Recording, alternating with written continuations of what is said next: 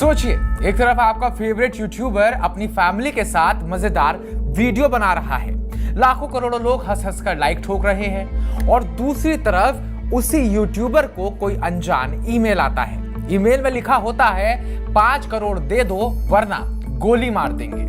जी हाँ, ये कोई फिल्मी स्क्रिप्ट नहीं है बल्कि हकीकत है। उत्तराखंड के हल्द्वानी के रहने वाले पॉपुलर यूट्यूबर सौरभ जोशी एक बार फिर गैंगस्टरों के निशाने पर आ गए हैं। इस बार धमकी देने वाला कोई और नहीं बल्कि लॉरेंस बिश्नोई का जानी दुश्मन हिमांशु भाऊ गैंग है। जी हाँ, आखिर ये भाऊ कौन है, क्यों सौरभ जैसे क्रिएटर्स को टारगेट कर रहा है, और क्या ये गैंग वॉर का एक नया चैप्टर है? चलिए इस रहस्यमय दुनिया में डुबकी लगाते हैं और इन सवालों से पर्दा उठाते हैं। नमस्कार, मैं उत्कर्ष प्रताप सिंह और आप देख रहे हैं टीवी 9 भारतवर्ष।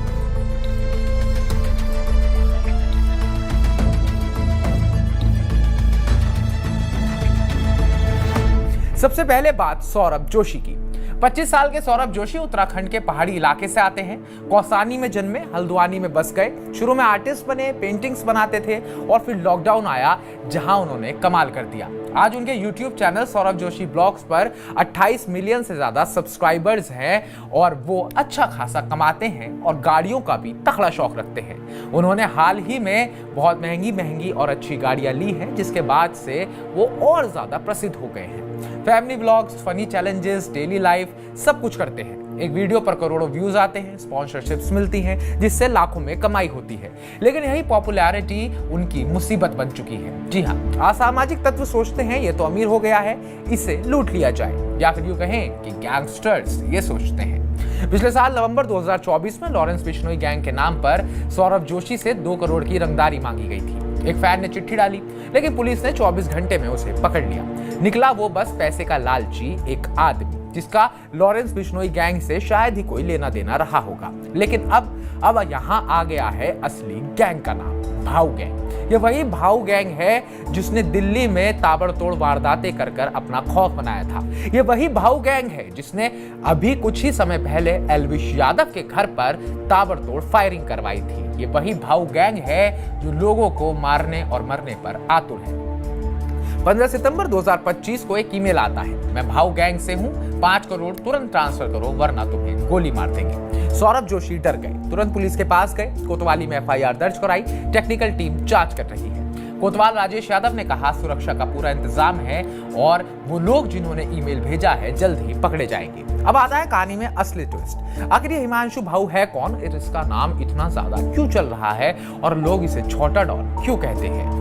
हरियाणा के रोहतक के रतौली गांव का ये लड़का है, उम्र बस 21 साल, लेकिन क्राइम की दुनिया में इतना बड़ा नाम कि लॉरेंस बिश्नोई, वो गैंगस्टर जो जेल से अपना इंटरनेशनल एम्पायर चलाता है, ये आज उसके सामने आकर खड़ा हो गया है। ये हिमांशु भाऊ लॉरेंस बिश्नोई का सबसे बड़ा दुश्मन बन गया है। भाऊ का सफर भी फिल्मी है। 2020 में 17 साल की उम्र में गांव में झगड़े में गोली चला दी, पकड़ा गया, जुवेनाइल होम भेजा गया, लेकिन वहां से भाग निकला। उसके बाद रोहतक झज्जर में 17 केस, दिल्ली में हत्या का charge, red corner notice, 2.5 lakh का इनाम, लेकिन अभी भी फरार है और कहते हैं कि अमेरिका में कहीं छिपा है।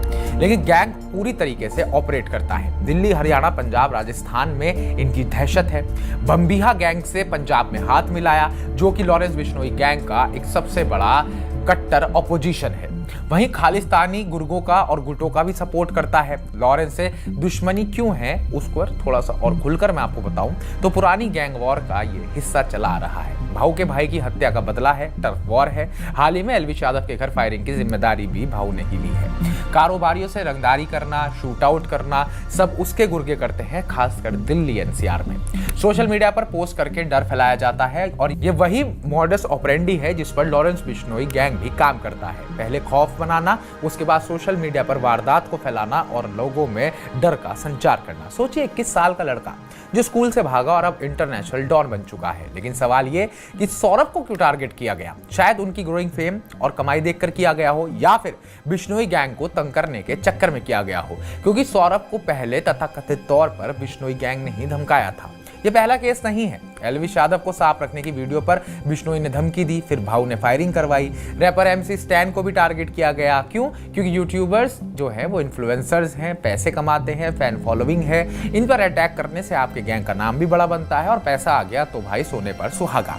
गैंगस्टर सोचते हैं ये टारगेट आसान है, सौरभ जैसे फैमिली व्लॉगर्स तो और भी आसान है, कोई कंट्रोवर्सी नहीं। पुलिस कहती है ज्यादातर धमकियां फर्जी होती हैं, लेकिन असली गैंग के नाम से डर फैलाने का एक ये तरीका है।